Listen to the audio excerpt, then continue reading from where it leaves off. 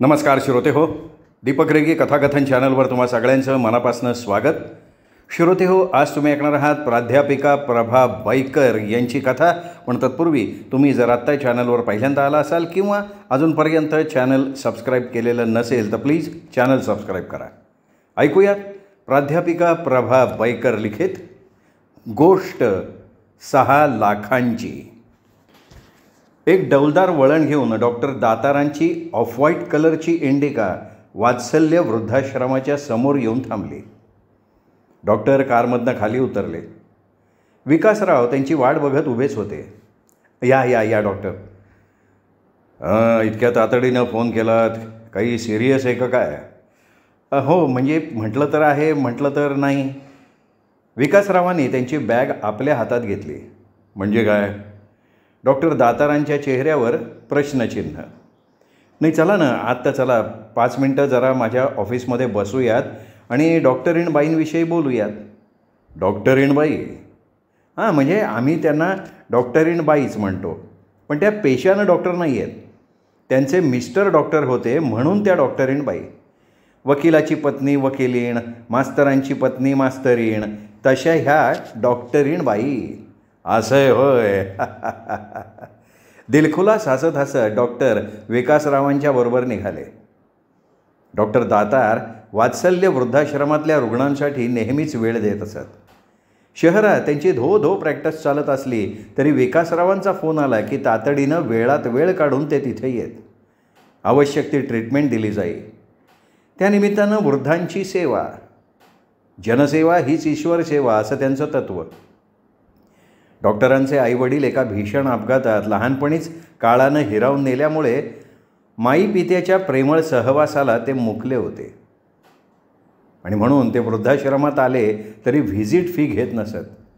शिवाय रुग्णांसाठी त्यांच्याच हॉस्पिटलच्या मेडिकलमधून आवश्यक ती औषधं, इंजेक्शनसुद्धा देत असत. विकासराव, तुम्ही पेशंटबद्दल काय सांगणार होतात? नाही, त्याचं असं आहे की केस हिस्ट्री थोडीशी माहीत असावी तुम्हाला म्हणून थोडक्यात सांगतो. या मंगलाताई सुसंस्कृत उच्चभ्रू वर्गातल्या सुविद्य डॉक्टरांच्या पत्नी. विकासराव मंगलाताईंच्याबद्दल बोलायला लागले. आणि तरीसुद्धा त्या इथे म्हणजे वृद्धाश्रमात. हां डॉक्टर, तेच सांगायचं आहे मला. 10 वर्षांपूर्वी त्यांचे पती डॉक्टर पेठकर अचानक हार्ट अटॅकनं वारले. त्यांना एकुलता एक मुलगा. त्यांचं शिक्षण वगैरे सुरू होतं, पण डॉक्टरांची कमाई चांगली होती. म्हणजे विमा, बँक, पोस्ट अशा ठिकाणी त्यांनी योग्य प्रकारे पैशाची गुंतवणूक करून ठेवलेली होती. ऐस पैस बंगला होता, कशाला काही कमी नव्हतं. यथावकाश मुलगा इन्कम टॅक्स ऑफिसर झाला. तशाच तोलामोलातल्या घराण्यातल्या मुलीशी त्याचा विवाह झाला. मंगलाताईंना आभाळ ठेंगणं झालं. पतीच्या विरहाच्या व्याकुळ करणाऱ्या आठवणींच्या झंझावातातून, एकटेपणाच्या दुःखातनं त्या बाहेर पडल्या. लक्ष्मीच्या पावलांनी धान्याचं माप ओलांडून आलेल्या ग्रहलक्ष्मीचं म्हणजे मनीषाचं त्यांनी मनापासून स्वागतही केलं. दाराशी 2-2 गाड्या झुलतायत. जिथं तिथं नोकरवर्ग राबतोय. मंगलाताईंचा प्रत्येक शब्द झेलला जातोय. असं सगळं ऑल वेल, म्हणजे ऑल इज वेल असं वातावरण. विकासराव भरभरून बोलत होते. क्षणभर थांबले आणि म्हणाले की आपण आधी त्यांना तपासून घेता का डॉक्टर? कारण तुम्हालाही जायची घाई असेल ना. हां, मी तेच म्हणणार होतो तुम्हाला. बरं, या मंगलाताईंना डायबिटीज, BP काही आहे? नाही हो, नखात रोग नाही बाईच्या, पण 2-3 दिवस झाले तापानं फणफणले आहेत. बोलत बोलत विकासराव आणि डॉक्टर मंगलाताईंच्या खोलीत आले. मंगलाताईंसाठी स्वतंत्र रूम होती. हवा, उजेड, अटॅच टॉयलेट, वॉश बेसिन, सुसज्ज बेड, जवळ टेबल. दारा खिडक्यांना रेशमी झुळझुळीत पडदे. छोट्याशा शेल्फमध्ये ठेवलेली पुस्तकं. ज्ञानेश्वरी, दासबोध, तुकारामाची गाथा, गीता, याशिवाय बाबा बोरकर, इंदिरा संत, कुसुमाग्रज यांचे काव्यसंग्रह, ययाती, मृत्युंजय या कादंबऱ्या. मंगलाताईंची रसिकता, साहित्यातली अभिरुची त्यातनं व्यक्त होत होती. वयाची 65 गाठलेली तरीही सतेज ठसठशीत बांधा. 60 उलटली आहे हे सांगूनसुद्धा खरं वाटू नये अशा सुस्वरूप देखण्या मंगलाताई. केस अजूनही रेशमी काळे भोर, आधेमध्ये किंचित रुपेरी छटा. कुरळ्या केसांची महिरप त्यांच्या गोलसर चेहऱ्याला अगदी शोभून दिसत होती. अतिशय क्षीण दिसत होत्या. थकलेल्या अवस्थेत त्या पहुडलेल्या होत्या. डोळे मिटलेले, रडतही असाव्यात कदाचित. गालावरनं उघडलेल्या आसवांच्या खुणा होत्या. विकासरावांच्या आवाजानं त्याने डोळे उघडले. मंगलाताई, डॉक्टर आलेत. दादा, मला आधी सांगा, मन्याला फोन केला का तुम्ही? काय म्हणाला तो? कधी येतोय? केव्हा? आणि मनीषा आणि माझी छकुली, मला भेटायचे हो तिला. कशी दिसते हो माझी बाहुली? तिचा एखादा फोटोसुद्धा पाठवला नाही मला. इतका विसरला का हो तुम्हाला? विकासराव क्षणभर निरुत्तर झाले. डॉक्टरांच्या लक्षात आलं की त्यांचा आजार नेमका कोणता आहे. ताई मनानं खचल्यात. मुलाला भेटण्यासाठी त्यांचा जीव तळमळतो आहे, म्हणून खाण्यापिण्यातनंही त्यांचं मन उडालं आहे. अशक्तपणा वाढला आहे. त्यामुळे विकासरावांची आणि डॉक्टरांची नजरानजर झाली. असे प्रसंग, अशा घटना त्यांना नवीन नव्हत्या. विकासरावांनी मनोहरला 5-6 वेळा फोन केला होता, पण त्यांनी एकदाही प्रतिसाद दिलेला नव्हता. मंगलाताईंची खोटी समजूत घालण्यासाठी ते म्हणाले, अहो बोललो त्याच्याशी, मनोहरला सवड मिळाली की येणार आहे तो सुनबाईला आणि छकुलीला घेऊन. डॉक्टरीणबाई, काय होतं आहे तुम्हाला? कुठे दुखतं आहे? छातीत कळवेळी येते का? डॉक्टरांनी त्यांना बोलतं केलं. BP चेक केला, डोळे तपासले, थर्मामीटर त्यांच्या जिभेखाली ठेवला. नंतर थर्मामीटर बघत बघत म्हणाले, 2 पर्यंत ताप आहे बरं का अंगात. ठीक आहे, मी गोळ्या लिहून देतो, एक इंजेक्शन देतो. तुम्ही काही खाल्लं आहे का नाही? विकनेस खूप जाणवतो आहे. डॉक्टर, नाही हो, 2-3 दिवस झाले त्यांनी खाणं पिणंसुद्धा सोडलं आहे. नाही, असं उपाशी राहून कसं चालेल मॅडम? निदान पालेभाज्यांचं सूप, सरबत, भाताची पेज, असं काही ना काहीतरी पोटात जायलाच हवं.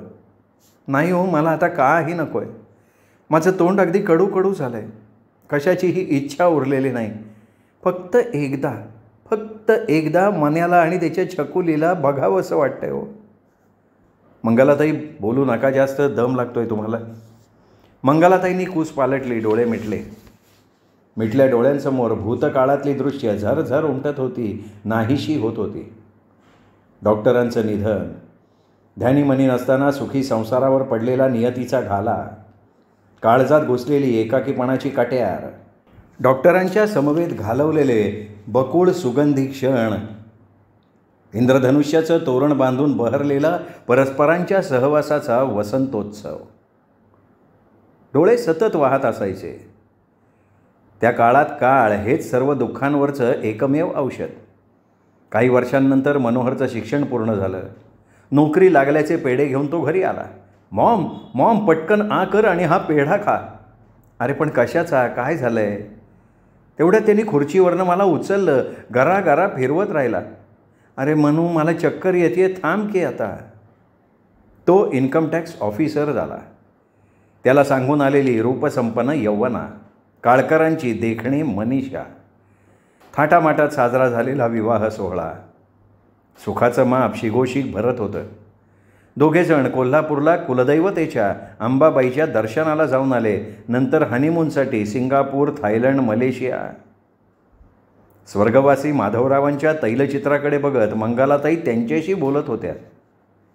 पाहताय ना तुम्ही, आपला मनू मला किती सुखात ठेवतोय, जपतोय फुलासारखं. सुनबाईसुद्धा माझा प्रत्येक शब्द झेलती आहे. सकाळ संध्याकाळ दोघंही माझ्यासमोर वाकून नमस्कार करायला विसरत नाहीत. तुम्ही हवे होता तो माझ्याबरोबर. 1-2 वर्षात पाळणासुद्धा हलेल घरात. अहो, हसताय काय माझ्याकडे बघून? मंगलाताई या सोनेरी सुखस्वप्नात जागेपणीही रंगून गेल्या होत्या. चिमुकली पावलं दुडूदुडू धावतील घरभर.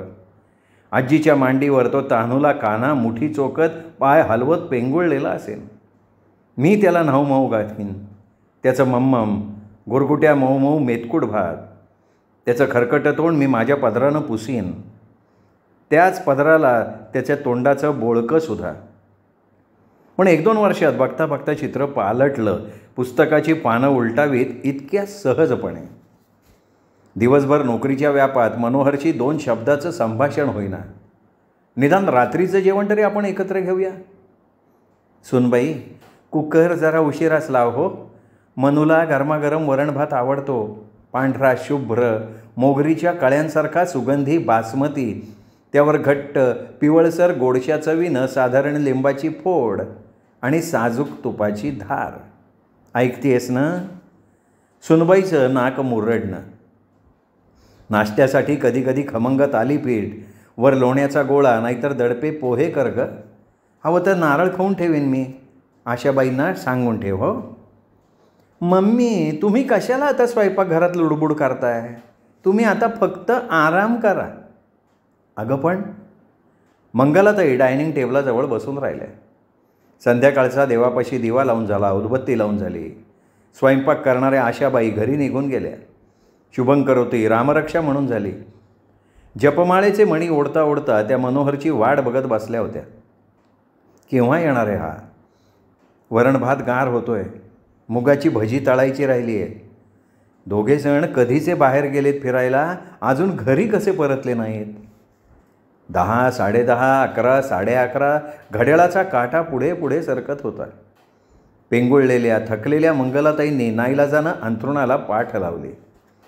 अगं मम्मी, मॉम, तू जेवली नाहीस? मनोहर आला होता घरी. मम्मी, तुम्ही का थांबला जेवणासाठी? आम्ही बाहेर जेवून आलो आहे. असं थांबत जाऊ नका यापुढे आमच्यासाठी तुम्ही. अगं पण घरचं गरम गरम जेवण पुरे झालं हो तुमचं वरण भाताचं कौतुक. सुनबाई फुणफुणली.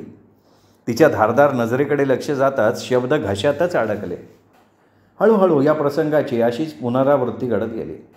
सुनेनं घरदारासकट मनोहरचाही ताबा घेतला. मग त्याच्याशी 2 शब्दही बोलता येईनात. मॉम, तुला काही कमी पडतं आहे का? खावं प्यावं, टी व्ही बघावा, भजनपूजन करावं. कशाला आमची काळजी करत बसतेस आणि विनाकारण तिच्याशी वाद घालतेस? अरे पण एवढ्यावर जगता येतं का म्हण्या? अन्न पाणी खायला प्यायला घरातल्या पाळलेल्या प्राण्यालाही मिळतं रे. पण मी, हे शब्द ओठावरच अडकले. मायलेकातला दुरावा वाढत गेला. प्रेमाचे झरे सुकून गेले. मायेची तळी आटली. आश्रमात येऊन राहायचा पर्याय सुचवला. मग मी सुद्धा हे जीवन स्वीकारलं. माझ्यापेक्षा शरीरानं विकलांग झालेले, मनानं थकलेले, मरण येत नाही म्हणून जगणारे कितीतरी वृद्ध, त्यांची जमेल तशी सेवा करणं हेच जगण्याचं ध्येय ठरवून टाकलं. त्या राधाबाईंचे हात मागे वळत नाहीत, त्यांचा आंबाडा घालून देणं. मीराताईंना नऊवारी धड नेसता येत नाही, पण हट्टानं त्या नऊवारीच नेसतात. मग त्यांना पातळ नेसवणं. कुणाला न्हाऊ माखू घालणं सुद्धा. जेवायला बसल्यावर रामरावांना वरणात पोळी कुस्करून द्यावी लागते. वरणभात कालवून द्यावा लागतो. त्यांच्याशी गप्पा मारणं, त्यांच्या करुण कहाण्या ऐकणं, त्यांची करमणूक करणं. काळ सुखनैव पुढे जात होता. या दिनचर्येत मी सुद्धा रमले होते. पण आता मात्र संध्या छाया भिवविती हृदया, लागले नेत्र रे पैल तिरी, अशी भीती मनात घर करून राहिली आहे. भेटी लागी जीवा लागलीसे आस. 9 महिने ज्याचा भार आनंदानं सोसला, ज्याला जन्म दिला, त्या लेकराला एकदा तरी डोळे भरून पाहावं, भेटावं असं वाटतंय वरचं बोलावणं यायच्या आधी. आठवणी आठवता आठवता मंगलाताई थकून गेल्या. त्यांना ग्लानी आली. ताप वाढतच होता. रात्र चढत होती. सगळीकडे सामसूम अंधार पसरलेला. नाही म्हणायला शेजारच्या रूममधल्या अण्णा अधूनमधून खोकत होते. तांब्यातलं पाणी पिण्याचा त्यांचा आवाज, ठणकन तांब्यावर भांडं पालथं घालण्याचा आवाज, आणि इथे मनात घोंगावणारं प्रचंड वादळ. त्या वादळ वाऱ्यानं मुळासकट उन्मळून पडलेल्या झाडाप्रमाणे अवकाशात भिरभिरत जाणारा देह. मृत्यूलोकीचा आधार सुटलेला. कुठे चाललो आहे आपण?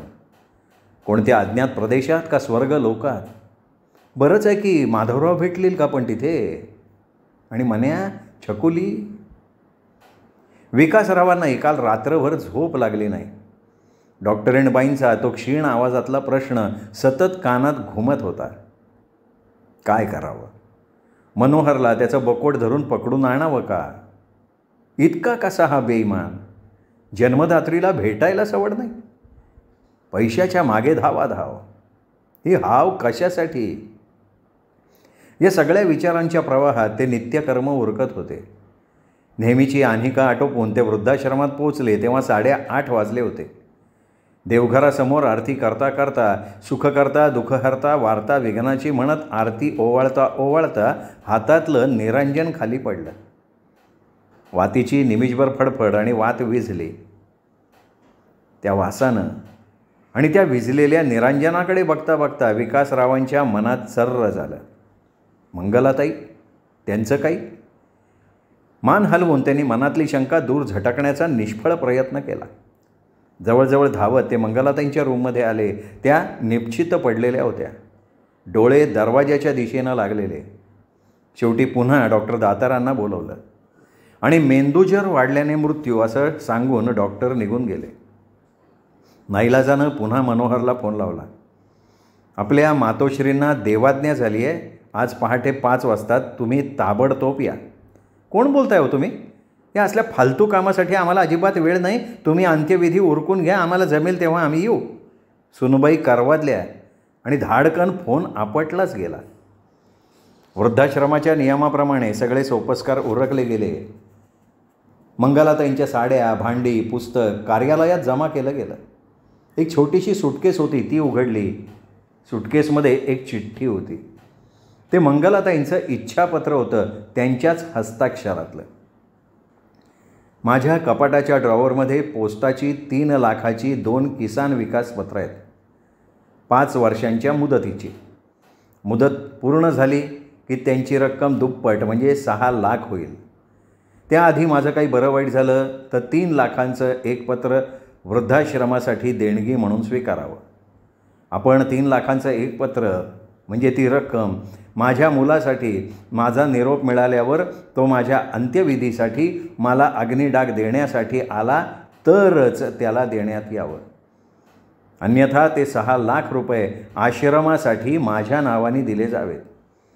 माझ्या 3 मऊ साड्या नातीसाठी बिछाना म्हणजे मऊ गादी करावी म्हणून ठेवल्या आहेत, त्या तिच्यासाठीच वापरल्या जाव्यात ही माझी शेवटची इच्छा. माझी प्रकृती धडधाकट असताना स्वहस्ते हे इच्छापत्र मी लिहून ठेवलं आहे. सगळ्यांना शुभाशीर्वाद. मेंदूज्वरामुळे वात्सल्य वृद्धाश्रमातल्या श्रीमती मंगलाताई पेठकर वय वर्ष 65 यांचं निधन. अशी मंगलाताईंच्या छायाचित्रासह छापून आलेली वृत्तपत्रातली बातमी वाचून विकासरावांनी वकिलांना 2 साथीदारांना बोलवलं. इच्छापत्राचं मोठ्यांदा वाचन केलं. मनोहर आला होता. मनोहरच्या डोळ्यातनं अश्रूंच्या धारा व्हायला लागल्या. आईचं अंत्यदर्शन घेता आलं नाही याची जाणीव झाल्यामुळे मनोहर रडतोय. चला, थोडी तरी आईबद्दल कृतज्ञता मनात आहे. म्हणजे या मंगलाताईंच्या लाडक्या मनाच्या मनात शिल्लक आहे म्हणायची. विकासरावांच्या मनात विचार आला आणि त्यांनी मनोहरच्या खांद्यावर हात ठेवला. सांत्वन करण्यासाठी हळूवार थोपटला आणि म्हणाले, मनोहर, आता काही आई पुन्हा दिसणार नाही. तुम्ही आवरा स्वतःला आवरा मनोहर.